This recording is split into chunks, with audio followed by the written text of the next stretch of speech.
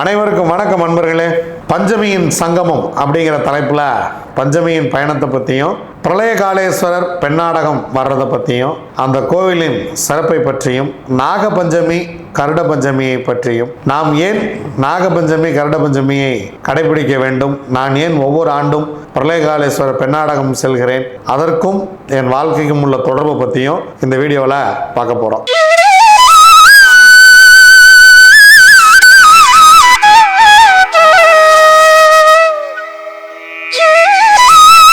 இந்த கோயிலுக்கு ஏன் போனோம் அப்படிங்கிறதுல முக்கியமான விஷயம்.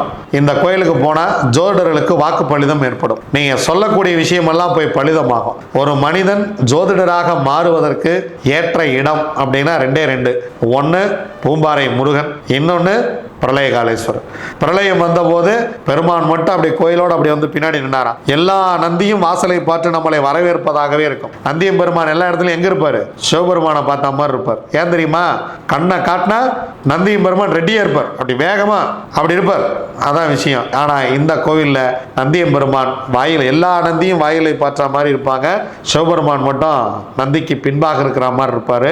ஸோ அதான் பிரளயம் வர்றதுக்கு முன்னாடி கோவில் இந்த பக்கமாக இருந்து, பிரளயம் வந்தபோது சுவாமியே அதை தடுத்தார் கொண்டதாகவும் ஒரு வரலாறு அந்த கோயில் இருக்கிறது. வாக்குப்பளிதம் சிறப்பாக இருக்கிறது. அதே போல பொருளாதார சூழ்நிலை சிறப்பாக இருக்கிறது.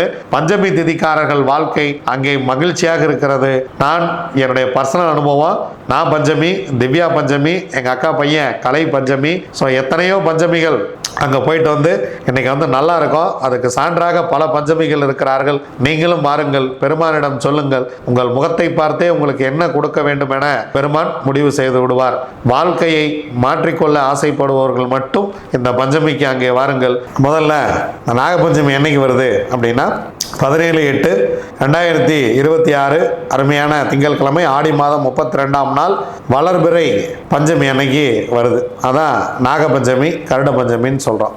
ஸோ இதையே நாகபஞ்சமி கருட பஞ்சமின்னு சொல்கிறோம். எல்லா மாதமும் தான் பஞ்சமி வருது. வளர்பிறை பஞ்சமி, தேய்பிறை பஞ்சமின்னு எல்லா மாதமும் தான் வருது.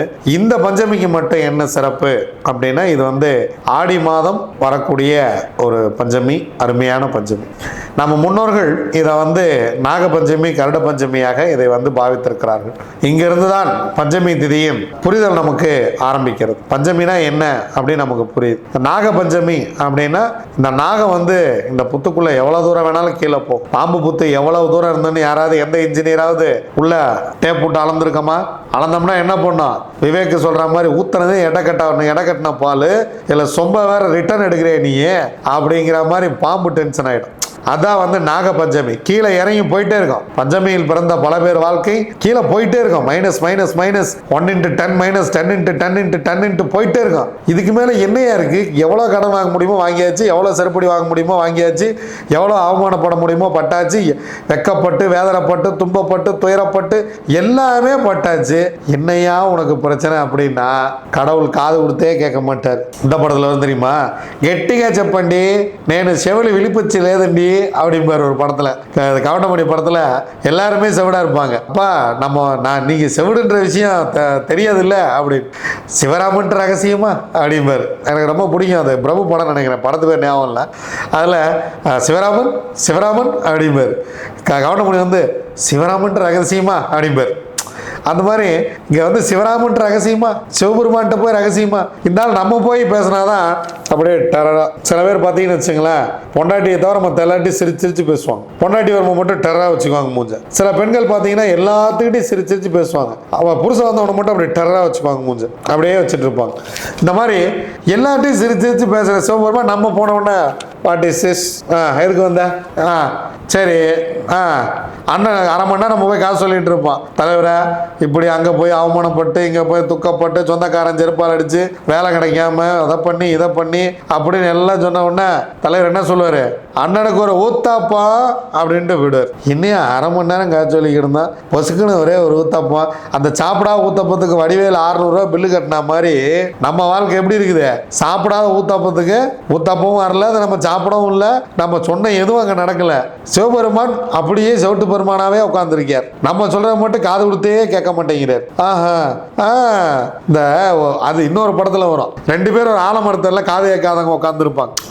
சந்தைக்கு போற அப்படின்னு அவர் சொல்ல, நான் சந்தைக்கு தான் போறேன். நீ பை வச்சிருக்கிறத பார்த்தா நீ சந்தைக்கு தான் போறியோன்னு நினச்சிக்கிட்டேன் அப்படின்னு அவர் சொல்லுவார். உடனே அவர் சொல்லுவார், நான் அதெல்லாம் செய்ய மாட்டேன், நான் சந்தைக்கு தான் போகிறேன் அப்படின்னு. அந்த மாதிரி 2 பேர் காது கேட்காதவங்க பேசிக்கிட்டா எப்படி இருக்கும், அந்த மாதிரி போயிட்டு இருக்குது நம்ம பொழப்பு. இதை என்னைக்கு தான் இந்த ஆள் காது கொடுத்து கேட்பாருன்னே தெரியல.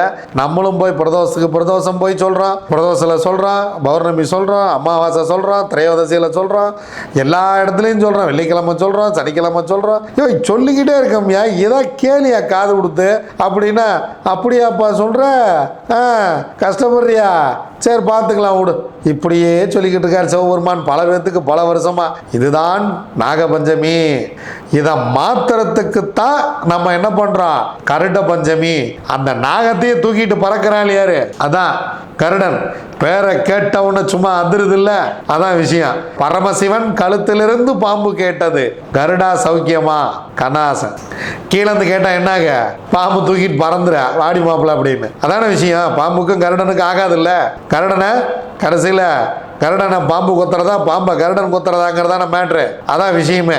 அதனால் இது இரண்டும் இருக்கக்கூடியது எங்கே அப்படின்னா, கருடனும் நாகமும் ஒன்றாக இருப்பது எங்கே, டக்குன்னு சொல்லுங்க யாராவது.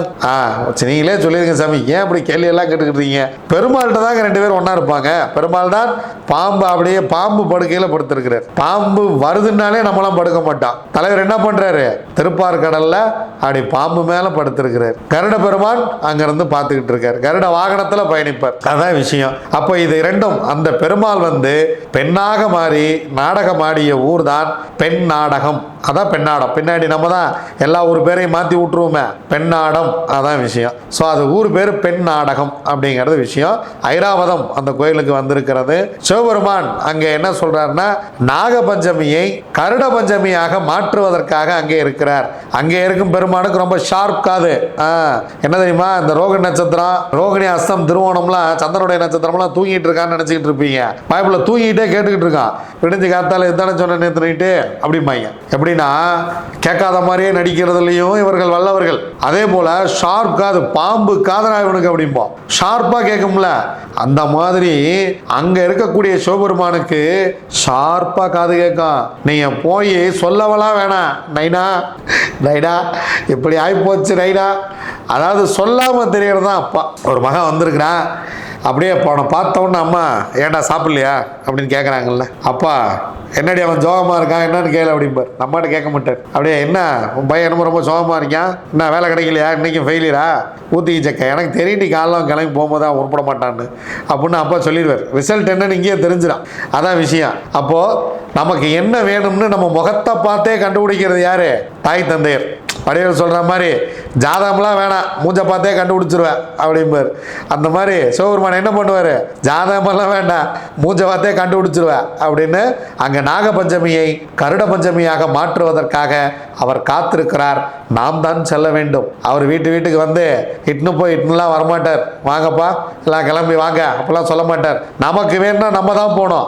நம்ம வாழ்க்கை முன்னேற வேண்டுமெனில் நாம் தான் உழைக்க வேண்டும். நமக்காக யாரும் உழைக்க மாட்டார்கள். யாராலும் நம் வாழ்க்கை மாறாது. தீதும் நன்றும் பிறர் தர வரவே வராது. அதான் விஷயம். அப்போ நல்லதோ கெட்டதோ நம்ம தான் நம்ம வாழ்க்கையில் ஏற்பாடு பண்ணிக்கிறோம்.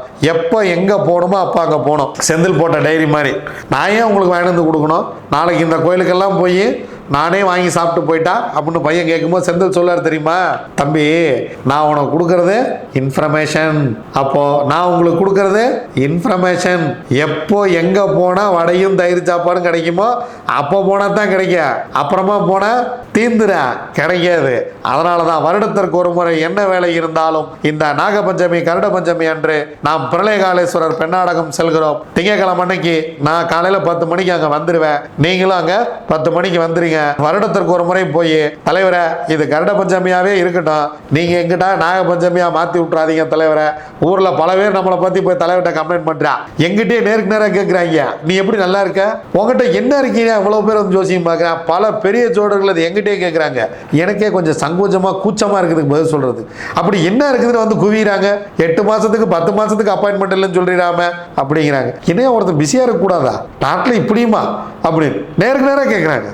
வெளியே வேற யார்ட்டையும் பேசுறது இல்லை, எங்கிட்டயே அவ்வளோ பிஸியாக எப்படி இருக்கீங்க அப்படின்னு. இதுக்கு என்ன உயிரோடு இருக்கிறதா வேணாமா, இது எப்படி கேட்கறது, ஏன் நீ எல்லாம் உயிரோடு இருக்கிற அந்த. நான் ஆச்சரியப்பட்ட பல ஜோடர்கள்லாம் இதை கேட்கும் போதுதான் இந்த நாகபஞ்சமி கருட பஞ்சமியாக மாறி இது எப்படி பறந்து கொண்டு இருக்கிறது. சார் ஃப்ளைட்டில் போய் அடிக்குது இல்லை, அதுதான் கருடன். கருடன் போய் பாருங்க, ராஜாளி போய் பாருங்க, ராஜாளியை பற்றி படிங்க, கருடனை பற்றி படிங்க.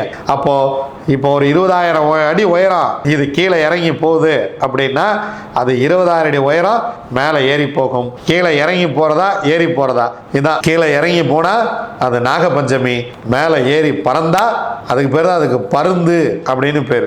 ஏன்னா அதுதான் ராஜாளி, பறவைகளின் ராஜா யாருங்க, ராஜாளி, அதான் விஷயம். அப்ப ராஜாளி அளவுக்கு பறக்க வேண்டுமெனில் இது கருட பஞ்சமியாக மாற வேண்டும். சாமி கருடன் யாரு, பெருமாளை தூக்கிட்டு சுமக்க சாமி, பெருமாளை தூக்கிட்டு போறாருல அதான கருட வாகனம். ஏன் பெருமாளுக்கு வேற எதாவது நல்ல வாகனமா வச்சுக்க தெரியாதா? சிவபெருமான் பசுமாடு வச்சிருக்கிறார், அம்பாள் சிங்கம் வச்சிருக்காங்க, பெருமாள் மட்டும் ஏன் கருடன் வச்சிருக்கிறாரு? கருடன் தான் வாழ்க்கையில் வேகமாக பறக்கக்கூடிய பறவை. அங்கிருந்து 20,000 அடி உயரத்திலிருந்து தன் இரையை ஸ்கேன் செய்யக்கூடிய பறவை. அப்ப கருடனை போல் வாழ வேண்டும். நம்முடைய இலக்கு எங்க இருக்குன்றது இங்க இருந்து நம்ம பார்க்கணும். பக்கத்துல போய் கண் அங்க மங்களா தெரியப்படாது. இது ஒன்னா ரெண்டா இல்லைங்க, இது 5ங்க அப்படின்லாம் சொல்லிட்டு இருக்க கூடாது. அப்ப என்னது, பார்வை நமக்கு பக்கத்துல இருந்து கூட தெரியல அப்படின்னு அர்த்தம். ஆனா ராஜாளி 20,000 அடி உயரத்திலிருந்து தன்னுடைய இரையை குறி வைக்கிறது, அந்த இரையை தூக்கி கொண்டு போயிடும். அதான் விஷயம். அப்போ டார்கெட் அப்படின்னா நம் வாழ்க்கை எங்க போனோம், எதை நோக்கி போனோம். வடிவேல் சொல்ற மாதிரி நம்ம வாழ்க்கை எதை நோக்கி பயணமா போதுனே தெரியலடா சாமி அப்படின்னு போயிட்டு இருக்கோம் இல்லையா?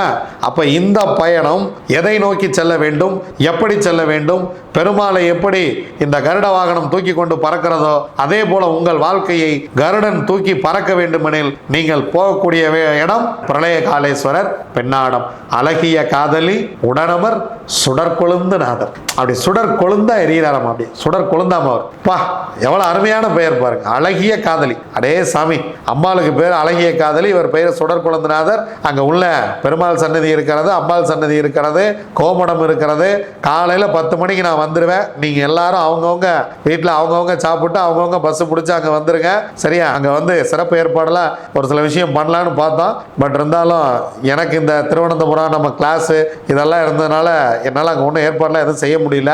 காரணம் எல்லாம் இதுலேயும் நம்ம ஆத்ம சாந்தி பூஜை, நம்ம கிளாஸ் சர்டிஃபிகேட்டு, திருவனந்தபுரம் அமாவாசை எல்லாம் முடிஞ்சு இப்போ குலதெய்வம் கோயிலுக்கு கிளம்பிட்டேன் பத்திரிகை வைக்கிறதுக்கு.